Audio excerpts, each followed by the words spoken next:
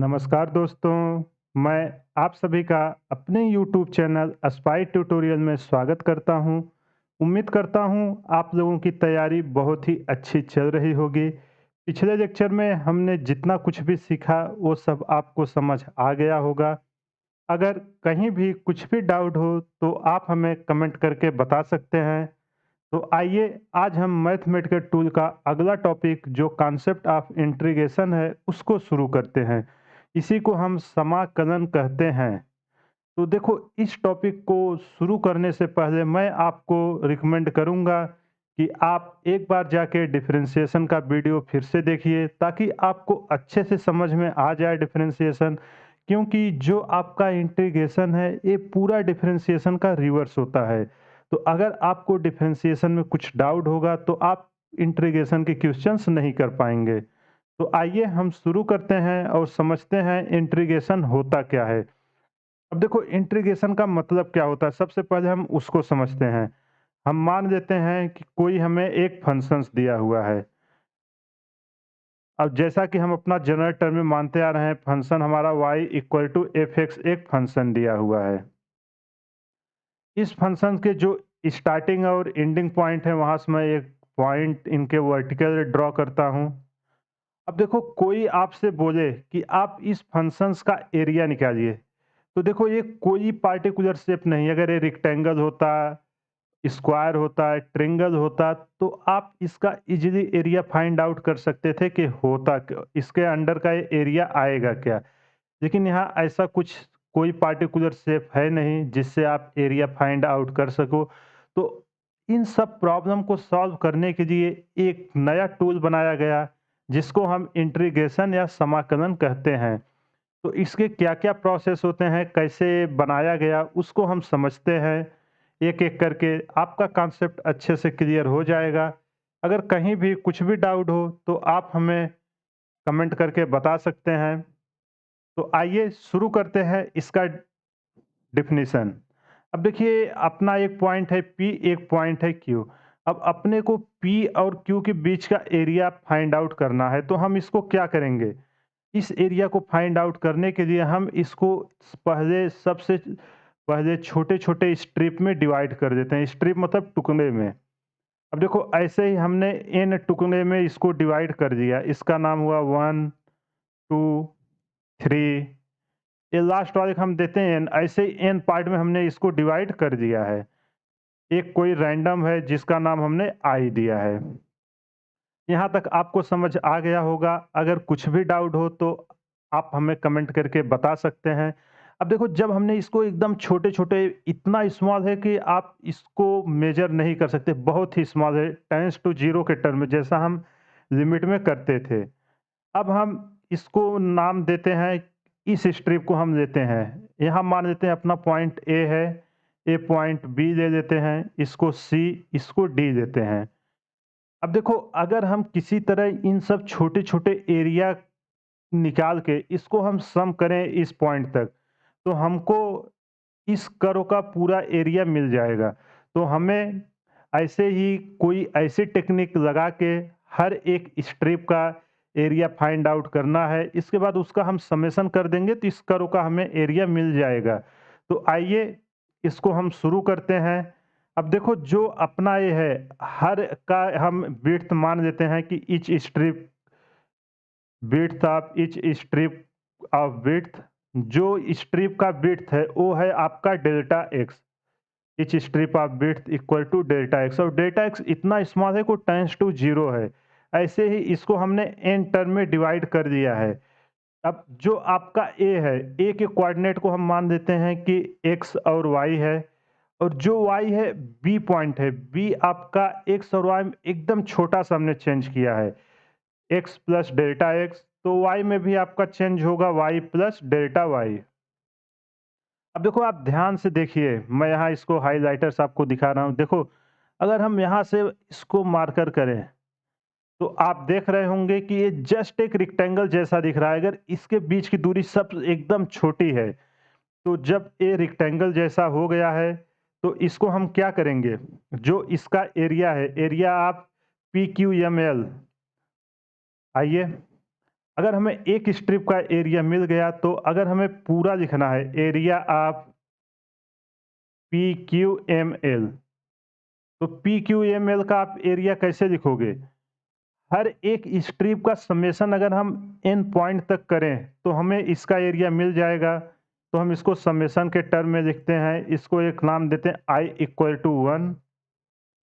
कहाँ तक ये जा रहा है? एन तक जा रहा है। अब एरिया ऑफ ABCD, जो हमने ABCD बनाया है ऐसे ही हम कोई भी एक टर्म ले सकते हैं, area of ABCD ith term. अब देखो आई की वैल्यू आप जैसे-जैसे चेंज करते जाओगे वैसे-वैसे स्ट्रिप आपकी चेंज होती जाएगी। जब I = आप 1 रखोगे तो आपकी पहले स्ट्रिप की एरिया आएगी, I = 2 रखोगे दूसरे स्ट्रिप की आएगी, I = 3 रखोगे तीसरे की आएगी। ऐसे ही हम I = n तक रख के इसका एरिया फाइंड आउट कर लेंगे। तो ये रहा इसका मेथड एरिया निकालने का, जो एक बहुत ही लेंदी प्रोसेस है। अब इसको इंटीग्रेशन की सहायता से हम कैसे करेंगे उसी का फार्मूला हम डेवलप करते हैं। तो आइए हम मान लेते हैं हम कि जो डेल्टा x है वो आपका बहुत ही स्मॉल है, delta x is very small. अब देखो जब आपका डेल्टा x बहुत छोटा है, इसको मैं यहाँ और मैग्नीफाई करके बनाता हूँ। देखो जब ये एकदम छोटा है तो इसको हम a और b को, जो इसकी हाइट है इन दोनों को हम बराबर मान सकते हैं, क्योंकि ये इतना छोटा है टेंड्स टू 0 हो रहा है। AB ये रहा है DC, तो जो आपका AD है वही आपका BC होगा और ये कितने के बराबर है? आपका चेंज इन y, जो y के बराबर आ रहा है। और इसकी विड्थ कितनी है? विड्थ है आपका एकदम छोटा-सा डेल्टा x माना गया है। तो आइए अब इसको हम रखते हैं इस एरिया में, तो क्या आता है? जब इसका हम एरिया निकालेंगे, एरिया ऑफ ABCD। अब ABCD आपका किस फॉर्म में है? एक रेक्टेंगल का फॉर्म है, तो रेक्टेंगल का एरिया आपका क्या होता है? Length into width. तो लेंथ आपका क्या है? y, और विड्थ क्या है आपकी? Delta x। अब इसमें आप ध्यान से देखो y किसका फंक्शन है? y है आपका fx का फंक्शन है। तो इसको हम क्या लिख सकते हैं? fx into delta x। अब आपको इस टर्म का एरिया मिल गया जो हमने एक स्ट्रिप लिया था। अब इसी को उठा के हम इस फॉर्मूले में रखते हैं, area of PQML equal to, अब देखो हम इसको क्या रखेंगे, एरिया ऑफ ABCD का क्या वैल्यू आई है? fx delta x। कहाँ से कहाँ तक जा रही है? I = 1 से n तक जा रही है।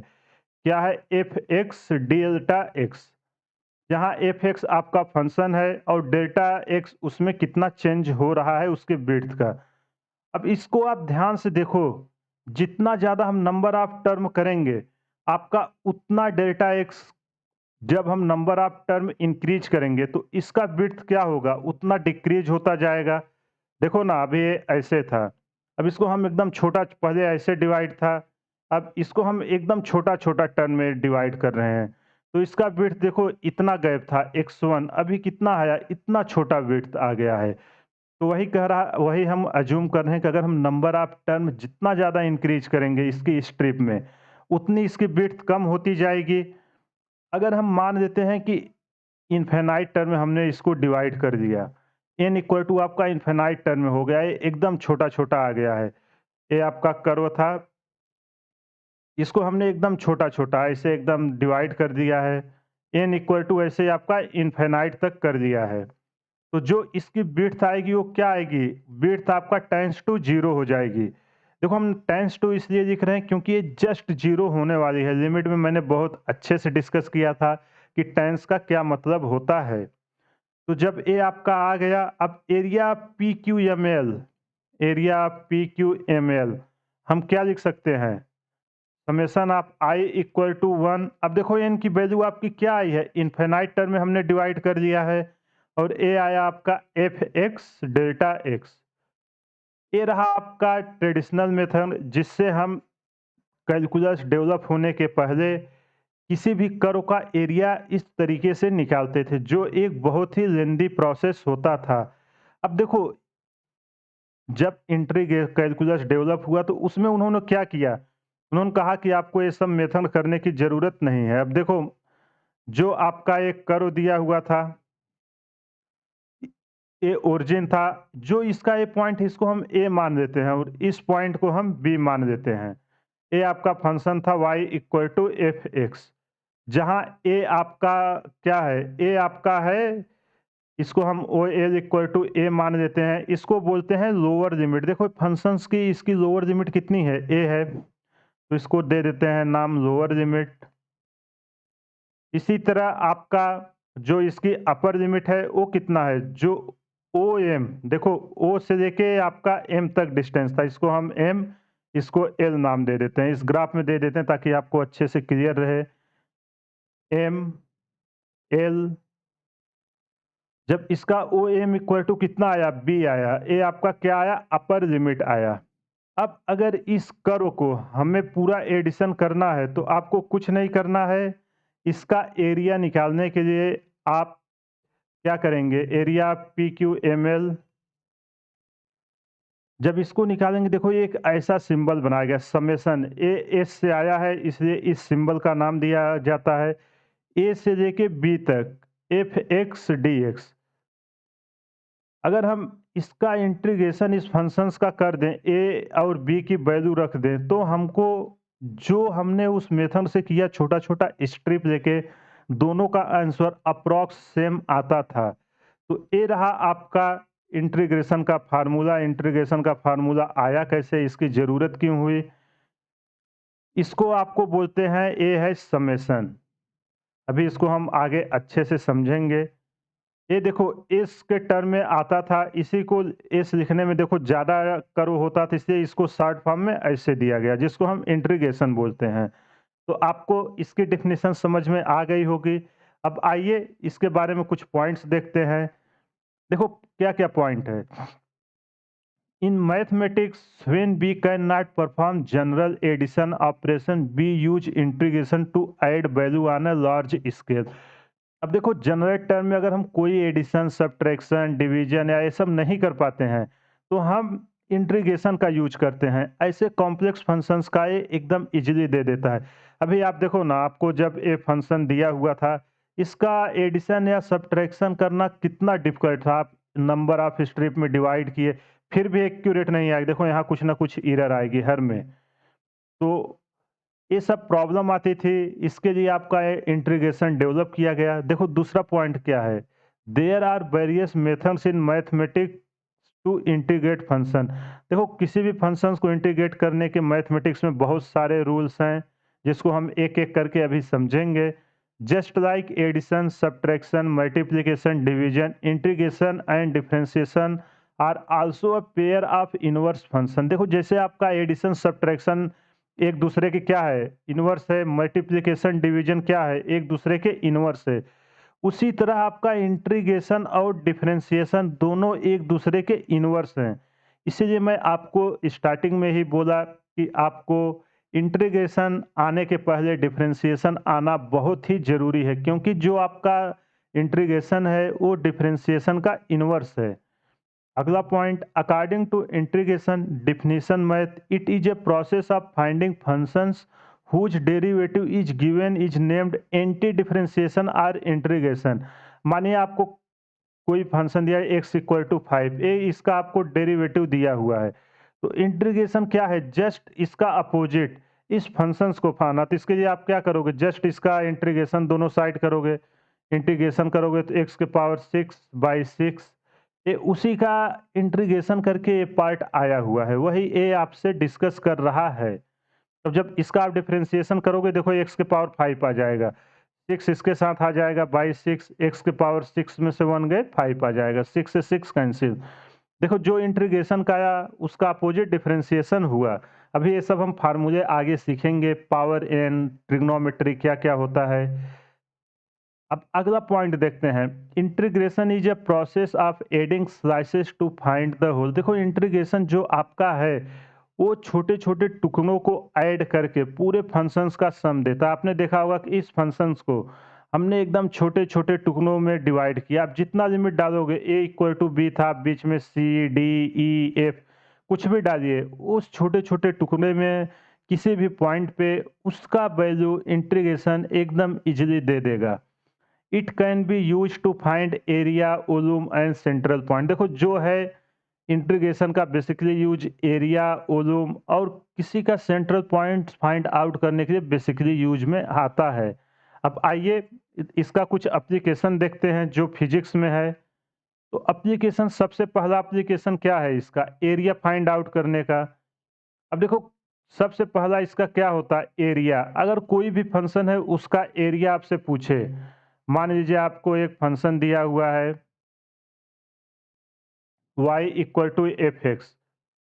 ये रहा आपका स्टार्टिंग पॉइंट ए एंड आपका अपर लिमिट बी। तो इसका एरिया क्या होगा?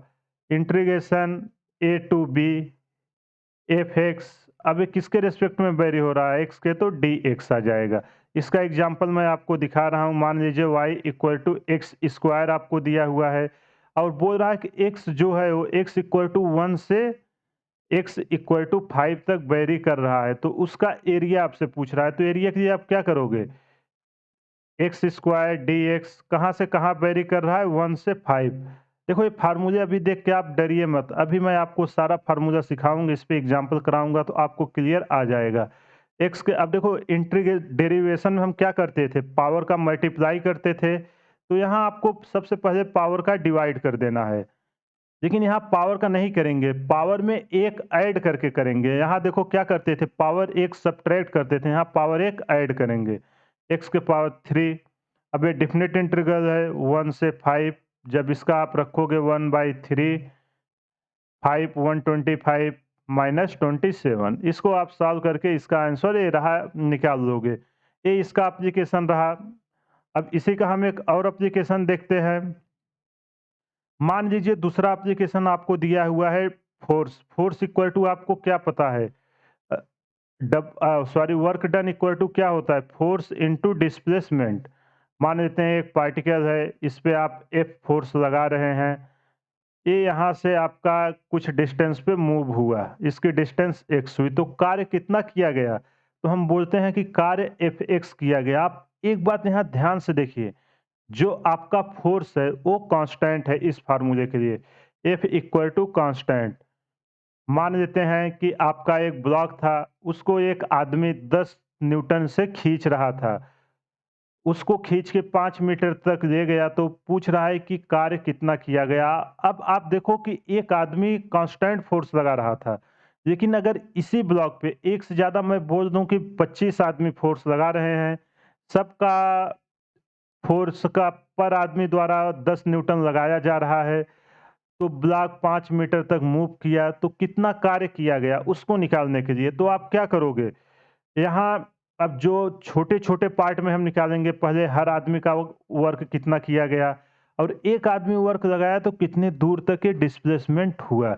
यहाँ देखो जो आपका फोर्स है वो वेरिएबल है, फिक्स नहीं है। फोर्स आपका वेरिएबल है, तो इसके लिए आप क्या करोगे? इंटीग्रेशन करोगे। W इक्वल टू कहाँ से मूव कर रहे हैं? 0 से लेके x तक, एफ डी एक्स। जब आप इसमें वैल्यू पुट करोगे तो आपको निकल आएगा। फिजिक्स में इसका बहुत ही ज़्यादा यूज है, इसके बिना आप फिजिक्स सॉल्व करना इम्पॉसिबल है, क्योंकि ऐसे-ऐसे इक्वेशन, ऐसे-ऐसे आपको इक्वेशन इसमें देखने को मिलेंगे कि आप बिना इंटीग्रेशन के उसको सॉल्व नहीं कर पाएँगे। जैसे कि आप देखोगे कि कोई चार्ज है, उसको अनंत से किसी पॉइंट तक लाने में कितना कार्य किया गया। मान लीजिए आपके 2 पिंड हैं, एक दूसरे से 10 की पावर 5 या 10 की पावर 6 किलोमीटर दूर पे रखे हुए हैं। एक दूसरे के बीच कितना फोर्स लगा रहे हैं, फोर्स वेरिएबल है, तो इंटीग्रेशन के द्वारा आप उसको ईज़िली कैलकुलेट कर सकते हैं। अब आइए इसका हम डिफरेंशिएशन के टर्म में देखते हैं। डिफरेंशिएशन हम किसी फंक्शंस का क्या लिखते थे? D d x f x equal to क्या आता था? F dash x. अब इंटीग्रेशन इसका जस्ट रिवर्स है, तो इसको हम लिखेंगे f dash x d x equal to f x plus c. देखो ये सी एक कांस्टेंट है, अगर कोई भी कर्व रहे तो जो आपका इंटीग्रेशन है वो बेसिकली उस फंक्शंस को कहाँ से लाया गया है ये आपको पता नहीं रहता, इसलिए जो आंसर आता है उसमें हम एक कांस्टेंट ऐड कर देते हैं। इसकी वैल्यू रियल में पता नहीं रहती कि क्या होगी। मान लेते हैं कोई बोला एक कर्व है, इसका डिफरेंशिएशन निकाला, किसी ने बोला हम यहीं से फाइंड आउट करें, कोई बोला यहाँ से फाइंड आउट करें। तो ये बहुत सारे प्रॉब्लम आ रहे थे जब इसका इंटीग्रेशन निकालने में। तो इन सबको हटा के एक कॉमन टर्म दिया गया, जब भी आप इंडेफिनिट इंटीग्रल करोगे तो वहाँ प्लस सी करके एक कांस्टेंट ऐड होगा। तो अब जब इसका देखो F dash x d x, इसको आप क्या बोलोगे? ये है आपका एलिमेंट ऑफ इंटीग्रेशन, इसी का हम इंटीग्रेशन करेंगे, एलिमेंट ऑफ इंटीग्रेशन। देखो इससे आपको समझ में आ रहा होगा, जो यहाँ आपका है डिफरेंशिएशन में, उसका अपोजिट आपका इंटीग्रेशन हो रहा है। यहाँ देख लो आप, तो जो F dash x d x है उसको हम बोलते हैं एलिमेंट ऑफ इंटीग्रेशन, और जो आपका ये समेशन का साइन है, समेशन को हम इस टर्म में लिखते हैं, इसको बोलते हैं सिंबल ऑफ इंटीग्रेशन। तो आपको ये समझ में आ गया होगा। अभी तक हम एकदम बेसिक डिस्कस कर रहे थे कि इंटीग्रेशन आया कैसे, इसकी उत्पत्ति कैसे हुई, ये सब आपको समझ आ गया होगा। अब आइए इसके कुछ थ्योरम्स हैं उसको हम देखते हैं, उसके बाद कुछ फार्मूले देखेंगे, फार्मूलों के बाद हम क्वेश्चन कुछ करेंगे तो आपको आइडिया आ जाएगा। अब देखो थ्योरम्स क्या है, पहला थ्योरम है आपका, मान लेते हैं इंटीग्रेशन आपको सी यू डी एक्स। देखो जो यहाँ आपका c है वो कांस्टेंट है, c equal to constant and u equal to function of x। तो इसका इंटीग्रेशन जब आप करोगे तो कांस्टेंट बाहर आ जाएगा, जैसे डिफरेंशिएशन में आता था। इंटीग्रेशन होगा आपका u इंटू डी एक्स का।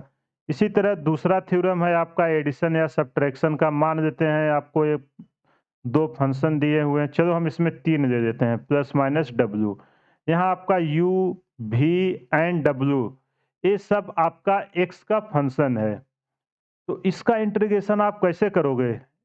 अब अगर x का फंक्शन है तो x के रिस्पेक्ट में सब वेरी करेंगे, तो इसको हम इंटीग्रेशन करते समय बाय पार्ट मतलब इंडिविजुअल कर सकते हैं, u D x plus minus integration of v D x plus minus.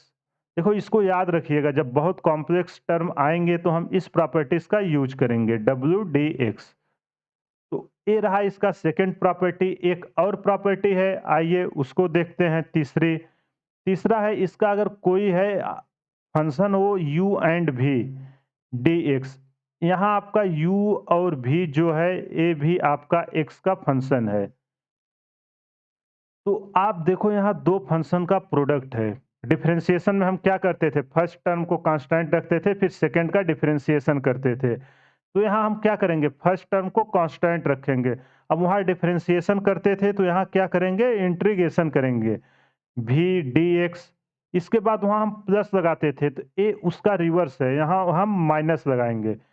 इसके बाद हम जो सेकेंड टर्म आया ये टोटली चेंज होगा, यहाँ हम फिर से इंटीग्रेशन का सिंबल आएगा। इसके बाद आपका जो सेकंड फंक्शन सॉरी जो फर्स्ट फंक्शन है उसका डिफरेंशिएशन, डिफरेंशिएशन को हम डैश से सिंबल से लिख रहे हैं।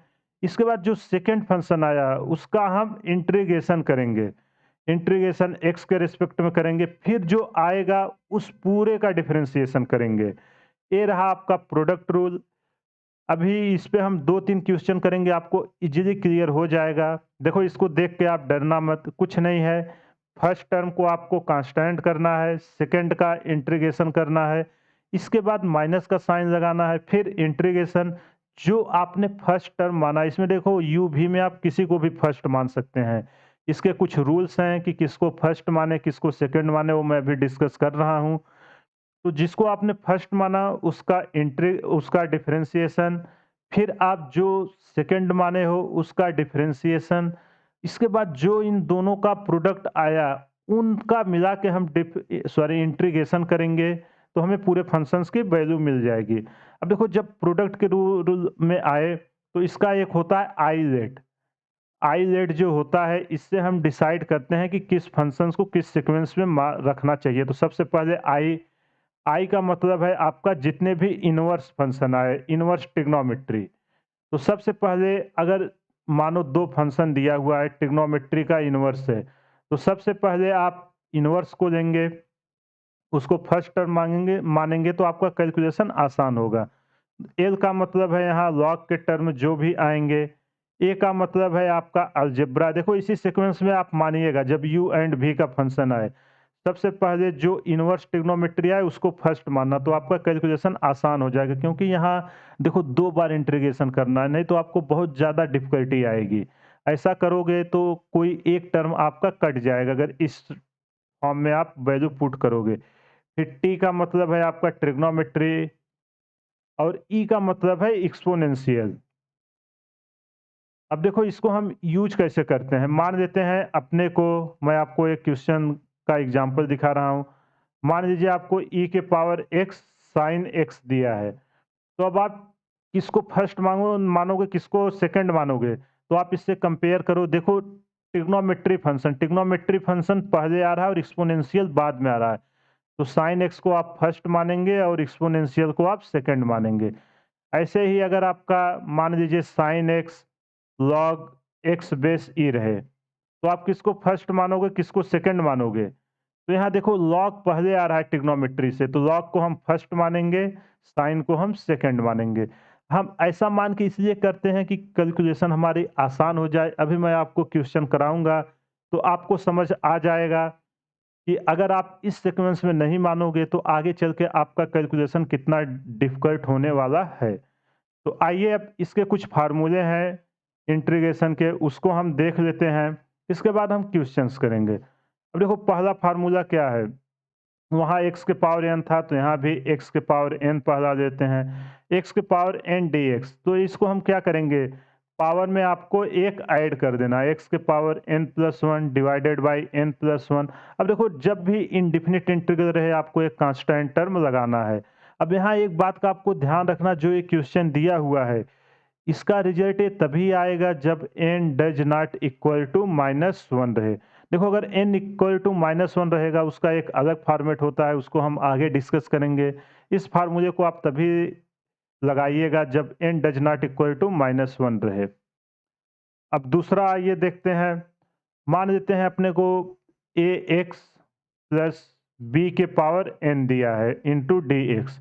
अब इस टाइप का आपको फंक्शंस मिले तो आप कैसे सॉल्व करोगे? सबसे पहले x के पावर n+1 लिखेंगे, जैसे हम चेन रूल में करते थे, ax प्लस b के पावर n+1। नीचे भी आप n+1 से डिवाइड कर दीजिए। अब देखिए ब्रैकेट में ए फंक्शंस के साथ इसका मल्टीप्लाई हुआ है, तो जो फंक्शन बचा एक से ज़्यादा अगर फंक्शंस कोई आए, तो आप क्या करें, उसका आपको डिफरेंशिएशन कर देना है ax प्लस b का। देखो यहाँ पावर n नहीं आएगा, केवल ये फंक्शन आएगा जो ब्रैकेट के अंदर है। पावर का हमने पहले कर लिया है, अब जो ब्रैकेट बचा उसका करेंगे। जब इसको सॉल्व करोगे तो ये क्या आएगा, ax प्लस b के power n+1 divided by n+1। अब देखो जब इसका आप डिफरेंशिएशन करोगे, ए बी तो आपको एक कांस्टेंट है, वेरिएबल क्या है, x है। तो जब x का x के रिस्पेक्ट में डिफरेंशिएशन करोगे तो क्या आएगा, 1 आएगा, और 1 के साथ क्या है, a है, तो ये आ जाएगा a प्लस 0। जब इसको सॉल्व करके लिखोगे ax प्लस b के power n divided by a into n+1। ये रहा फाइनल रिजल्ट। चाहे आप फाइनल रिजल्ट याद करिए, लेकिन मैं रिकमेंड करूंगा आप ये प्रोसेस याद करिए। इस प्रोसेस को आप याद रखोगे तो कोई भी कॉम्प्लेक्स फंक्शन आएगा आप इजीली कर लोगे।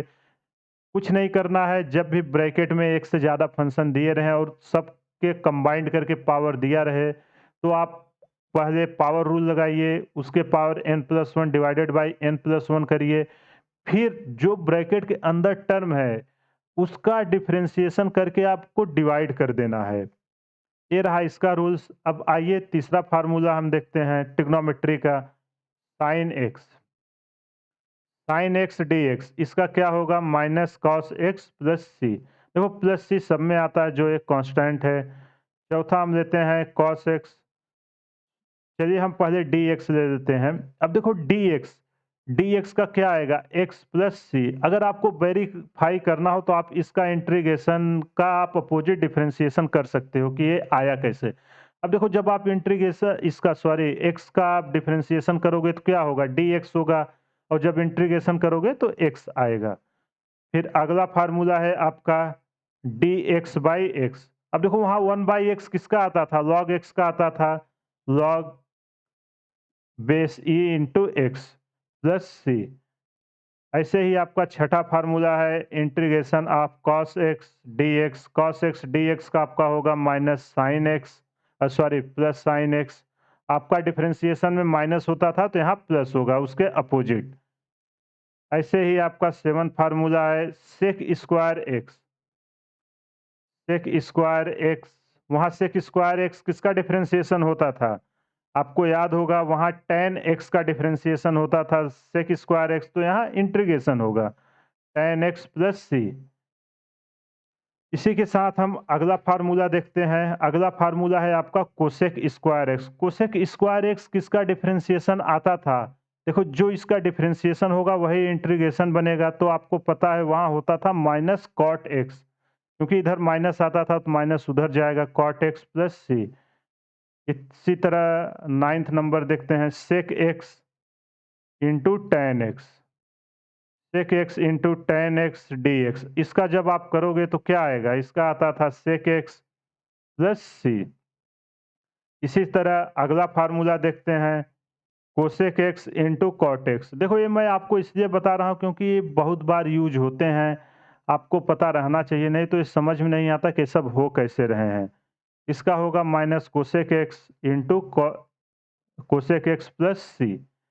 अगला फार्मूला है आपका बहुत ही इंपॉर्टेंट है, बहुत जगह यूज होता है, d x by a x plus b. अब देखो क्या होगा, जैसा हमने यहाँ चेन रूल में आपको दिखाया था वही मेथड हम यहाँ लगाएंगे जैसा हमने यहाँ किया था। अब देखो 1/x, 1/x क्या होता है? आपका log का टर्म आता है तो 1/a। ये पता है ना आपको कैसे मैंने लिखा है? डायरेक्ट इसका डिफरेंशिएशन करके ए एक्स प्लस बी का डिफरेंशिएशन करोगे तो 1/a आएगा इंटू लॉग ई बेस ए एक्स प्लस बी। देखो मैंने कुछ नहीं किया है, इसको आप पूरा x मान लेंगे तो इसका होता है लॉग एक्स बेस सी। फिर आप जो आया एक ब्रैकेट में है उसका आपको डिफरेंशिएशन करके डिवाइड कर देना है, तो वही मैंने यहाँ किया है। 12 नंबर है आपका एक्सपोनेंशियल ई के power x d x. Exponential का जैसा कि तैसा ही रहता है, ई के पावर एक्स प्लस सी।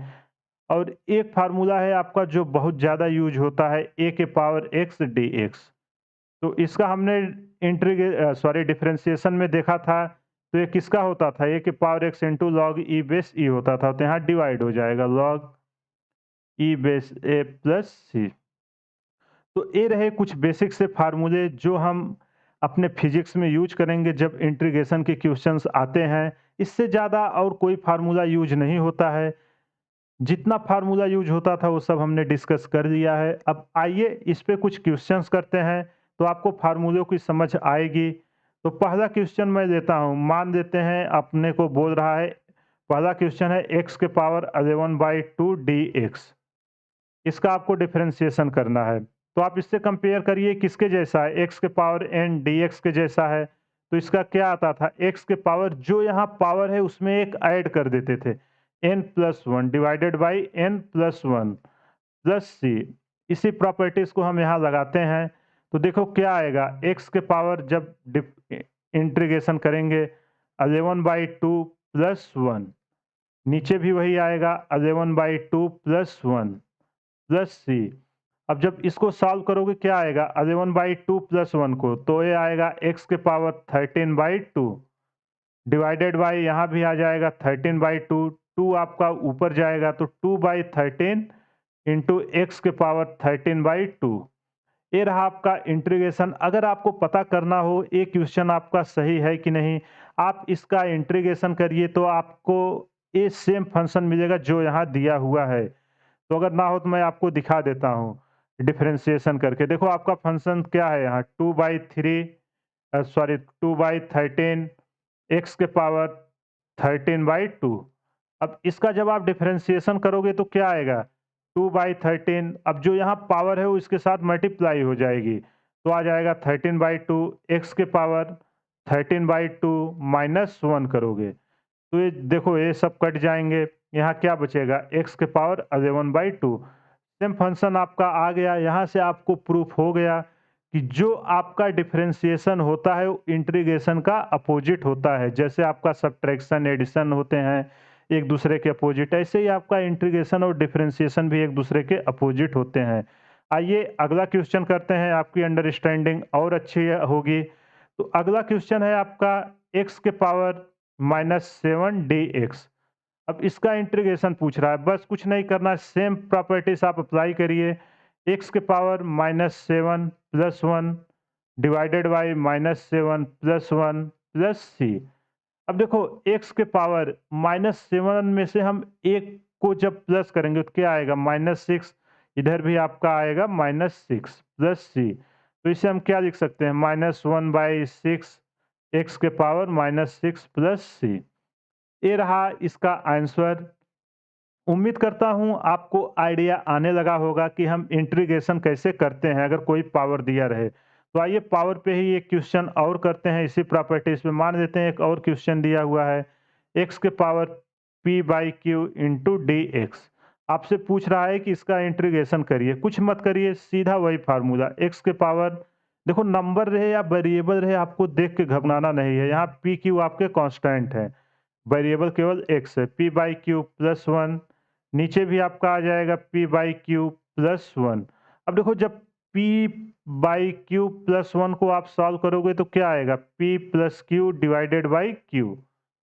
अब देखो यहाँ q नीचे है, ऊपर आएगा तो ये मल्टीप्लाई में हो जाएगा, q इंटू एक्स के power p plus q by q divided by p plus q आ जाएगा आपका। तो उम्मीद करता हूँ आपको ये समझ में आ गया होगा कि अगर कोई भी फंक्शंस के पावर में दिया रहे तो उसका इंटीग्रेशन कैसे करते हैं। अब आइए कुछ हम मिक्स टर्म के करते हैं, यहाँ सिंगल सिंगल फंक्शन दिया था तो आपको और अच्छे से क्लियर होगा। अब देखो एक क्वेश्चन दिया हुआ है आपको, x square minus cos x plus 1/x। आपसे बोल रहा है कि आपको इसका इंटीग्रेशन करना है। अब देखो जब ऐसा फंक्शन आए आप सबको अलग-अलग कर दीजिए।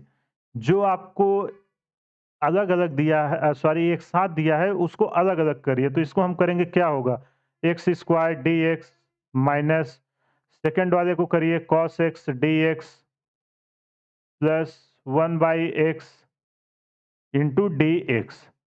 अब देखो ये अलग-अलग 3 फंक्शंस बन गए। अब आपको इंटीग्रेशन करने में कोई प्रॉब्लम नहीं होगा।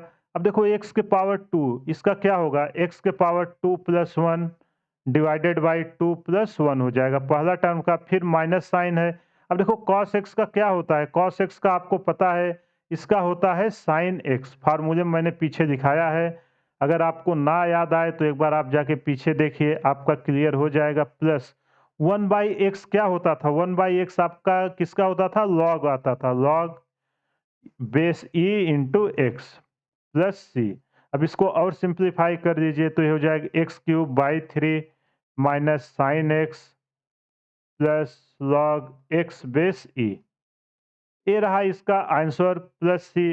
देखो मैंने इसमें कुछ नहीं किया है, केवल वो प्रॉपर्टीज का एडिशन और सब्ट्रैक्शन का जो था उसी को यूज करके इसका आंसर निकाला हुआ है। अब आइए एक और क्वेश्चन करते हैं तो आपको फार्मूले और अच्छे से क्लियर हो जाएंगे। अगला क्वेश्चन आपको दिया हुआ है 3x प्लस 5 के पावर 7 इंटू डी एक्स। अब देखो ये किसके फॉर्म में आया, यहाँ प्रॉपर्टीज चेंज हुई, आया है आपका ए एक्स प्लस बी के पावर एन में इंटू डी एक्स। तो इसको हम कैसे सॉल्व करते थे, सबसे पहले आप पावर रूल लगाइए, ए एक्स प्लस बी के power n divided by n, sorry n plus 1 divided by n plus 1। अब देखो जो ब्रैकेट के अंदर फंक्शन है यहाँ से यहाँ तक, इसका आप डिवाइडेड में डिफरेंशिएशन कर दीजिए, डी डी एक्स ए एक्स प्लस बी। देखो मैं आपको फार्मूला नहीं याद कराऊंगा क्योंकि आप अगर प्रोसेस या कॉन्सेप्ट याद रखोगे कैसा भी क्वेश्चन आएगा आप इजीली कर दोगे, लेकिन अगर आप फार्मूला रट के गए और जरा सा क्वेश्चन में ट्विस्ट किया तो आप क्वेश्चन नहीं कर पाओगे।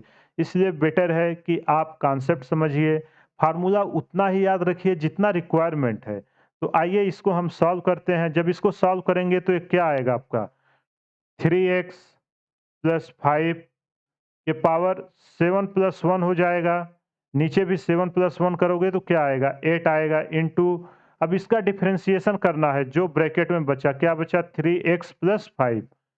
अब इसको और सिंप्लीफाई करोगे तो क्या आएगा 3x + 5 के पावर 8 डिवाइडेड बाई 8। अब जब इसका डिफरेंशिएशन करोगे तो 3x का क्या आएगा, 3 कांस्टेंट है बाहर आ जाएगा, 3x का करोगे तो क्या होगा 1 होगा, प्लस 5 कांस्टेंट है तो 0 हो जाएगा। इसको और सॉल्व करोगे तो आपका आएगा 1/24 इंटू 3x + 5 के पावर 8 प्लस c। देखो इसमें मैंने कुछ नहीं किया है, बस जो ब्रैकेट के अंदर है उस प्रॉपर्टीज को मैंने यूज किया हुआ है कि उसका डिफरेंशिएशन करके आपको डिवाइड कर देना है। जब भी ऐसा क्वेश्चन आप बहुत बार फिजिक्स में सॉल्व करोगे, इस टाइप के इक्वेशन आपको बनेंगे, इस प्रॉपर्टीज का और x के पावर n जो है ये सबको आपको अच्छे से क्लियर होना चाहिए, क्योंकि ये सब बहुत बार यूज होंगी। अगर बेसिक्स आपके नहीं क्लियर रहेंगे तो क्वेश्चन को सॉल्व करने में आपको प्रॉब्लम्स आने वाली है। तो आइए अगला क्वेश्चन करते हैं, आपकी अंडरस्टैंडिंग और अच्छे से क्लियर हो जाएगी। अगला क्वेश्चन है आपका sine square x d x. देखो ये क्वेश्चन आप खुद से पहले ट्राई करिए, अगर आपसे ना हो तो फिर आप सोल्यूशन देखिए। अब देखिए इस क्वेश्चन को कैसे दिया है, sine square x d x, और हमने जो फार्मूला देखा था वहाँ या तो साइन एक्स था या कॉस एक्स था, कहीं भी स्क्वायर का टर्म नहीं था। तो हम इसको क्या करेंगे, किसी तरह कोई फार्मूला लगा के स्क्वायर को हटाएंगे। तो अब जैसे ही हमने सोचना शुरू किया तो हमें क्या पता चला कि cos 2x का एक फार्मूला होता था जिसमें आपका sin स्क्वायर x का टर्म आता था। तो cos 2x इक्वल टू एक फार्मूला था 1 - 2 sin स्क्वायर x। ये आपको पता होगा, जब हमने ट्रिग्नोमेट्री पढ़ी थी वहां आपको देखा था। अब साइन स्क्वायर एक्स का यहाँ से आप वैल्यू निकालिए, साइन स्क्वायर एक्स को इस साइड भेजिए तो होगा sine square x, cos 2x इस साइड आएगा तो माइनस हो जाएगा 1 माइनस कॉस 2x। अब 1 माइनस कॉस 2x करोगे तो आपका क्या आएगा 1 माइनस कॉस 2x। अब देखो कॉस 2x/2 आ जाएगा। अब जो साइन स्क्वायर एक्स था वो हट गया है। अब इसका इंटीग्रेशन हम एकदम इजीली कर सकते हैं क्योंकि इसका अपने पास फार्मूला मौजूद है। तो आइए इसका अब हम इंटीग्रेशन करना चालू करते हैं। अब देखो ये दो फंक्शंस हैं, नेगेटिव साइन लगा है तो हम इसको अलग अलग कर देते हैं। पहला फंक्शन आपका 1/2 इंटू डी एक्स कर देते हैं, माइनस दूसरा 1/2 integration cos 2x into D x कर देते हैं।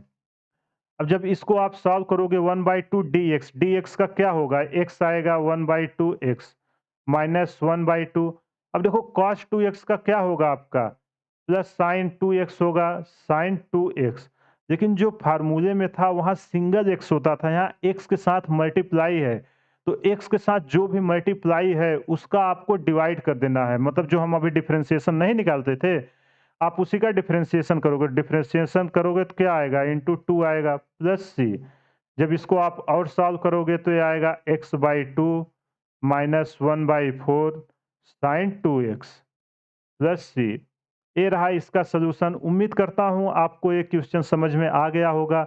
हमने कुछ नहीं किया है, बस फार्मूले में ब्रेक किया है ताकि आपको सॉल्व करने में आसानी हो, क्योंकि इस टाइप का कोई भी फार्मूला अपने पास अवेलेबल था नहीं, इसलिए हमने ट्रिग्नोमेट्री का यूज करके इसको ब्रेक किया हुआ है। आइए एक और क्वेश्चन करते हैं, आपका डाउट क्लियर हो जाएगा। देखिए हमने अब तक 5 से 6 क्वेश्चन डिस्कस कर दिए हैं। आपको अब आइडिया आने लगा होगा कि इंटीग्रेशन के क्वेश्चन करते कैसे हैं। अगला क्वेश्चन है आपका e के पावर 5x। देखो जब भी x के साथ कोई भी टर्म मल्टीप्लाई रहे तो आपको उसके डिवाइड कर देना इंटीग्रेशन में जब आप करोगे। ये आपका शॉर्टकट ट्रिक है, या तो आप उसका डिफरेंशिएशन निकाल के फिर डिवाइड करिए, ऐसा करिए। अब एक क्वेश्चन दिया हुआ है, इसका आपसे इंटीग्रेशन पूछ रहा है, बस कुछ नहीं करना है, इसको भी अलग अलग e के power 5x dx plus integration 1/2x minus 5 into D x. अब देखो ये किसके टर्म है, एक्सपोनेंशियल है, तो हम इसको क्या करेंगे, एक्सपोनेंशियल एज इट आता है e के पावर 5x। अब हम 5x का क्या करेंगे, यहाँ देखो मल्टीप्लाई, इसको यहाँ डिवाइड कर देंगे। जब 5x का आप डिफरेंशिएशन करोगे D d x 5x, D d x 5x आपका क्या आएगा 5 आएगा, तो उसी का हम डिफरेंशिएशन का इसके साथ डिवाइड कर दिए हैं। अब सेम अगले हम करते हैं, देखो ये किसके फॉर्म में है 1/x के फॉर्म में, अगर इसको हम पूरा x मान दें तो अगर 1/x है तो किसके फॉर्म में आता था log के, log e base 2x minus 5। अब देखो जो इसके साथ है आपको उसका डिफरेंशिएशन कर देना है D d x 2x minus 5। अब जब आप इसको और सॉल्व करोगे तो ये आएगा e के पावर 5x डिवाइडेड बाई 5, अब plus log e 2x minus 5। अब देखो इसका डिफरेंशिएशन करोगे तो क्या आएगा, इसका केवल 2 आएगा, 5 तो 0 हो जाएगा, डिवाइडेड बाई 2 प्लस सी, ये आपका आंसर हो जाएगा। देखो मैंने कुछ नहीं किया है, 1/x के फॉर्म में था, ये अपना फार्मूला होता है, 1/x का आपका होता है log x, तो x की जगह हमने ये पुट कर दिया, बट x की वैल्यू यहाँ है कितनी, x की वैल्यू है आपकी यहाँ 2x माइनस 5। जब आपकी इस टर्म में आए तो आपको क्या करना है, इसके डिफरेंशिएशन को पूरे के टर्म में डिवाइड कर देना है, तो आपको D d x 2x minus 5 निकाल के उसमें डिवाइड कर देना। जब इसको निकालोगे तो क्या आएगा, ये तो 0 हो जाएगा, यहाँ 2 कांस्टेंट है, 2 इंटू 1 आएगा 2, इसी को निकाल के हमने यहाँ डिवाइड किया हुआ है और कुछ नहीं किया हुआ है। तो ये रहे कुछ बेसिक्स क्वेश्चन जो आपका इंटीग्रेशन पे एप्लीकेबल थे। उम्मीद करता हूँ यहाँ तक आपको समझ में आ गया होगा। देखो अभी तक हम जितना भी डिस्कस कर रहे थे सब इंटीग्रेशन में हम प्लस सी डाल रहे थे क्योंकि इसका रेंज फिक्स नहीं था, तो ऐसे इंटीग्रेशन को हम इनडेफिनिट इंटीग्रल बोलते थे। अब अगला आइए हम देखते हैं डेफिनिट इंटीग्रल। तो डेफिनिट इंटीग्रल होता क्या है, इसको हिंदी में बोलते हैं निश्चित समाकलन। और जो अभी तक हम डिस्कस कर रहे तो था आपका अनिश्चित समाकलन। अनिश्चित इसलिए था क्योंकि वहाँ जो प्लस सी थी उसकी वैल्यू वो कुछ भी दे सकता था अलग अलग कांस्टेंट का। तो आइए इसको समझते हैं कि डेफिनिट इंटीग्रल्स होते क्या हैं। अब देखो जब कोई फंक्शन, व्हेन हम इसको लिख देते हैं, when a function integrated between two point. देखो जब भी कोई फंक्शन आपका दो पॉइंट के बीच इंटीग्रेट किया जाए बिटवीन टू पॉइंट, तो उसे हम डेफिनिट इंटीग्रल कहते हैं। अब इसको हम रिप्रेजेंट कैसे करते हैं, मान लेते हैं अपना एक फंक्शन दिया हुआ है f x d x a b. अब देखो जो नीचे है इसको हम बोलते हैं लोअर लिमिट और जो अपर पॉइंट पे है उसको हम बोलते हैं अपर लिमिट। ये रहा आपका अपर लिमिट और जो एफ एक्स डी एक्स है वो रहा आपका फंक्शन। इसको मैं आपको ग्राफ पे भी दिखा देता हूँ। इसका हमने शुरू में ही एप्लीकेशन देखा था जब हम फार्मूला डिराइव कर रहे थे ए बी दे के। यहाँ एक बार मैं फिर से रिकॉल करा देता हूँ। y equal to f x अगर कोई फंक्शन दिया हुआ है, ए रहा आपका x equal to a lower limit और x इक्वल टू बी रहा ए आपका हायर लिमिट। तो आप इसका जब इंटीग्रेशन करोगे ए से बी तक तो आप इसको लिखोगे ए से b f x d x. उम्मीद करता हूं आपको डेफिनेट इंटीग्रल का मीनिंग समझ में आ गया होगा। अब इसको हम सॉल्व कैसे करते हैं, जब इसका इंटीग्रेशन करोगे तो क्या आएगा, एफ एक्स आएगा, एफ एक्स का फंक्शन आएगा, यहाँ एफ एक्स अगर है तो एफ एक्स इसकी लिमिट क्या होगी, ए से बी होगी। अब आपको कुछ नहीं करना है, एक बार अपर वैल्यू रखनी है और एक बार आपको लोअर वैल्यू रखनी है। तो अपर वैल्यू क्या है, एफ बी है, लोअर वैल्यू क्या है, एफ ए है। इसको जब हम सॉल्व करेंगे तो अपने फंक्शंस की वैल्यू आ जाएगी जो हमसे पूछ रहा है। अब आइए कुछ क्वेश्चन के फॉर्म में इसको हम सॉल्व करते हैं।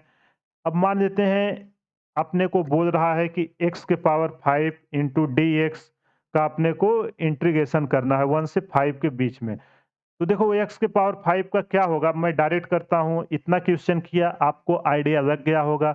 अब यहाँ पावर 5 है, एक ऐड होगा तो क्या होगा, 5 प्लस 1 6 डिवाइडेड बाई 6 कर देना है। अब यहाँ प्लस सी नहीं आएगा क्योंकि अपने को लिमिट दी हुई है कहाँ से कहाँ तक ये वेरी कर रही है। तो कहाँ से कहाँ जा रहा है, ये आपका 1 से लेके 5 तक जा रहा है। देखो ये कैलकुलेशन में करना बहुत ही डिफ़िकल्ट होगा तो इसका मैं यहाँ तक करके आपको छोड़ देता हूँ। 5 के पावर 6 माइनस 1 के पावर 6। आप 5 के पावर 6 का जब सॉल्व करके निकालोगे तो इसकी आंसर आपको मिल जाएगी। एक क्वेश्चन और इस पे करके दिखाता हूँ जो छोटा कैलकुलेशन है। मान लेते हैं सेम क्वेश्चन 1 से 5 केवल हम पावर चेंज करते हैं, एक्स स्क्वायर डी एक्स दिया है। अब इसका आप इंटीग्रेशन करोगे क्या आएगा? x के पावर 2 का हो जाएगा x के पावर 3 डिवाइडेड बाय 3। इसकी लिमिट कहाँ से कहाँ है? 1 से 5 तक है। अब इसको सॉल्व करने के लिए 1/3 आप बाहर निकाल लो। पहले अपर लिमिट x की जगह अपर लिमिट रखिए 5 क्यूब माइनस लोअर लिमिट क्या है? 1 है, 1 का क्यूब। जब आप इसको सॉल्व करोगे तो क्या आएगा? 1/3 5 का क्यूब कितना? 125 माइनस 1 का क्यूब 1। तो ये आंसर आ जाएगा आपका 124/3। ये रहा इसका आंसर। उम्मीद करता हूँ आपको डेफिनेट इंटीग्रल समझ में आ गया होगा। कुछ नहीं करना है, जो इनडेफिनिट में वैल्यू आती थी इसमें एक बार आपको अपर पॉइंट रखना है, माइनस आपको लोअर पॉइंट रखना है। तो आइए एक और क्वेश्चन करता हूँ तो आपको और अच्छे से क्लियर हो जाएगा। अब देखो इस क्वेश्चन में क्या कर रहा है, आपका एक फंक्शन दिया हुआ है जो है sec square x. Sec square x d x ये वेरी कर रहा है 0 से π/6। इसका आपसे पूछ रहा है वैल्यू क्या आएगी। अब जैसे ही ये आया sec square x, sec square x का इंटीग्रेशन क्या होता है? tan x होता है। तो हम इसको लिखेंगे tan x। लिमिट कहाँ से कहाँ तक जा रही है? 0 से π/6 तक। अब एक बार आप अपर लिमिट रखिए tan π/6 माइनस tan 0। अब देखो tan π/6 की वैल्यू कितनी होती है? tan 30 degree. tan 30 degree means 1/√3 और tan 0 आपका 0 होता है। तो फाइनल आंसर आपका आ गया 1/√3। उम्मीद करता हूँ आपको यहाँ तक समझ में आ गया होगा। अगर ना आया हो तो आप एक बार फिर से कॉन्सेप्ट सीखिए, एक बार खुद से ट्राई करिए तो आपको अच्छे से क्लियर हो जाएगा। अब आइए एक क्वेश्चन लेते हैं जो आपके फिजिक्स का ही है। आपको और अच्छे से अंडरस्टैंडिंग हो जाएगी कि इसको हम सीख क्यों रहे हैं। अब आपसे बोल रहा है कि आर आपने फार्मूला देखा होगा कि 2 पिंड हैं या मास है, एक दूसरे से r दूरी पर रखे हुए हैं। मान लेते हैं 2 पिंड हैं, एक दूसरे से r दूरी पर रखे हुए हैं। तो इनको एक इनके बीच क्या-क्या होता था? एक फ़ोर्स निकालते थे, फिर इनके बीच वर्क कितना किया गया, एक पॉइंट से दूसरे पॉइंट पे लाने के लिए कार्य कितना किया गया, वो सब हम ग्रेविटेशन चैप्टर में डिटेल में डिस्कस करेंगे। यहाँ आपसे बोल रहा है कि इसको जब हम इस एक किसका टर्म है? फ़ोर्स का है, डिस्प्लेसमेंट का है? आपसे पूछ रहा है कि कितना वर्क किया गया है, इसे एक रेडियस से अनंत तक ले जाने के लिए, जहाँ आपका जी एम और एम जो है ये आपके कांस्टेंट हैं। अब देखो यहाँ आपका एक था आर था रेडियस, यहाँ से आप इन्फिनाइट तक ले जा रहे हो। इन्फिनाइट तक ले जाने में आपको कितना कार्य किया गया उसकी वैल्यू आपसे यहाँ पूछी जा रही है। तो आपको कुछ नहीं करना है, हम एक छोटा-सा स्ट्रिप लेंगे। स्ट्रिप इसने ऑलरेडी करके दे दिया है ताकि आपको प्रॉब्लम ना हो। अब देखो यहाँ हम dx ले रहे हैं, तो यहाँ r नहीं देंगे क्योंकि ये आपका वेरिएबल है, तो इसको हम x स्क्वायर करते हैं, जो इसके बीच की दूरी हमने यहाँ से यहाँ माना है। और इसका स्मॉल डिस्प्लेसमेंट हमने ले लिया है, ये हो रहा है dx। अब आइए इसको सॉल्व करते हैं। अब देखो जब g कैपिटल M और स्मॉल m कांस्टेंट बोल दिया तो उसको हम बाहर ले लेते हैं। जब उसको बाहर ले लेंगे तो अपना इंटीग्रेशन कितने में होगा? केवल 1/x² dx। लिमिट कहाँ से कहाँ जा रही है? r से इन्फिनाइट। अब देखो 1/x² आपका क्या होता था? 1/x² जब इसको आप करोगे तो ऊपर जाएगा x के पावर -2 होगा। x के पावर -2 में जब हम एक ऐड करेंगे तो होगा x के पावर -1 इंटू -1 और जब नीचे आएगा तो -1/x हो जाएगा। ये इसका इंटीग्रेशन आता था, आपको पता होगा। इसको अब कुछ नहीं करना, इसी पावर को हम ऊपर ले जाएँगे 1/x² को, फिर इस टर्म में बनेगा तो उसका आएगा -1/x। तो इसको मैं डायरेक्ट लिख रहा हूँ -1/x। लिमिट आपकी कहाँ से है? r से इन्फिनाइट तक है। इसको जब हम माइनस को बाहर निकालेंगे -g capital M into small m। अब देखो 1 बाई एक बार आप अपर लिमिट रखोगे 1/इन्फिनाइट -1/r। अब जब आप इसको सॉल्व करोगे तो क्या वैल्यू आएगी? -gm into m। अब देखो यहाँ 1/इन्फिनिटी क्या होता है? आपका 0 होता है, तो 0 की कोई वो नहीं, 0 -1/r। अब देखो यहाँ माइनस पे प्लस हो जाएगा G M m by r. ये रहा इसका सॉल्यूशन जो अपने से पूछ रहा था कि क्या आएगा। आइए इसी के एप्लीकेशन पे एक और क्वेश्चन करते हैं तो आपकी अंडरस्टैंडिंग और अच्छे से क्लियर हो जाएगी डेफिनेट इंटीग्रल को लेके। मान लेते हैं एक क्वेश्चन दिया हुआ है आपको m by L into x square D x. इसकी लिमिट आपको दी है जो लेंथ चेंज हो रहा है -l/2 से l/2 तक आपका लेंथ चेंज हो रहा है, जहां आपका m एंड l आपको कांस्टेंट है। आपको इसकी वैल्यू पूछ रहा है, वो इसको निकालना है कि इसका मान कितना आएगा। अब देखो जो कांस्टेंट टर्म है आप सबसे पहले उसको बाहर करिए। इंटीग्रेशन किस पे लगेगा एक्स स्क्वायर डी एक्स, कहाँ से कहाँ लिमिट जा रही है -l/2 से +l/2 तक। अब जब आप इसको सॉल्व करोगे तो क्या आएगा m/l इंटू एक्स स्क्वायर का क्या होगा x³/3। लिमिट कहाँ से कहाँ तक है -l/2 से l/2। ये बेसिकली सेंटर ऑफ मास का क्वेश्चन है, वहाँ जब हम लोग फिजिक्स में पहुँचेंगे तो आप देखोगे बिना इंटीग्रेशन के आप उसको सॉल्व भी नहीं कर पाओगे, इसलिए आपको इंटीग्रेशन का बेसिक आना बहुत ही ज़रूरी है। देखो यहाँ मैंने कुछ नहीं किया, केवल पावर n का अप्लाई किया हुआ है। अगर ये सब आपको छोटी-छोटी चीज़ें नहीं पता रहेंगी तो वहाँ आप क्वेश्चन नहीं कर पाओगे, इसलिए मैं यहाँ इतना टाइम दे के आपको ये सब सिखा रहा हूँ ताकि जितना बेसिक्स है वो आपका क्लियर हो जाए। अब देखो जब इसको हम और सिंप्लीफाई करेंगे तो m/3l 3 को हम बाहर लाते हैं, अंदर क्या बचा x³। x³ में एक बार हम अपर लिमिट रखते हैं x की वैल्यू l/2 का क्यूब माइनस, अब देखो लोअर लिमिट क्या है -l/2 है, -l/2 का होल क्यूब। अब जब इसको हम और सॉल्व करेंगे तो क्या आएगा m/3l। जब इसको ओपन करेंगे तो क्या आएगा l³/8। देखो ये माइनस है और जब इसका माइनस का हम क्यूब करेंगे तो माइनस आएगा, तो माइनस माइनस क्या हो जाएगा प्लस l³/8। अब देखो दोनों सेम है तो इसका क्या हो जाएगा एडिशन हो जाएगा। क्या था आपका m/3l इंटू 2l³/8, 2l³/8। अब जब इसको आप सॉल्व करोगे तो देखो एक l से एक l कैंसिल हो जाएगा, 2 से 4 आ जाएगा, तो फाइनल आंसर आएगा ml³/12, सॉरी ml²/2। ये रहा इसका फाइनल आंसर। आपको कोई डाउट नहीं होगा, देखो इंटीग्रेशन का यूज करके हमने कितना इजीली निकाल दिया। वहाँ आप जाओगे आपको बोलेंगे एक रॉड है जिसकी लेंथ है, आपसे पूछेगा इसके सेंटर ऑफ मास कहाँ फाइंड आउट होगा उसको निकालना है।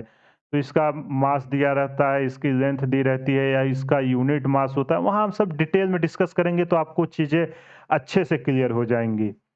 अब आइए जितनी प्रॉपर्टी हमने सीखा वो सब डिस्कस कर लिया है, बस एक प्रॉपर्टीज बची हुई है जिस पे हमने एक भी क्वेश्चन नहीं किया हुआ, वो है प्रोडक्ट रूल।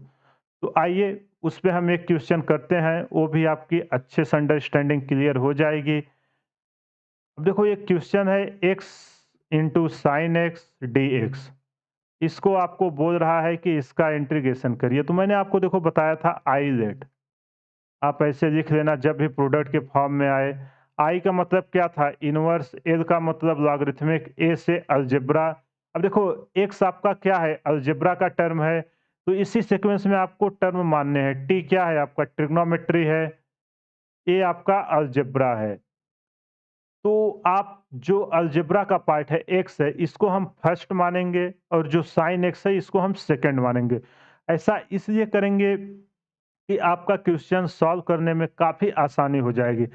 अगर आप इसका अपोजिट लेके करोगे तो आप देखोगे क्वेश्चन को सॉल्व करने में बहुत ही ज़्यादा डिफ़िकल्टी आएगी और हो सकता है कि क्वेश्चन आपसे सॉल्व भी ना हो। तो हम इसको देखो जब ऐसा क्वेश्चन आता था क्या करते थे?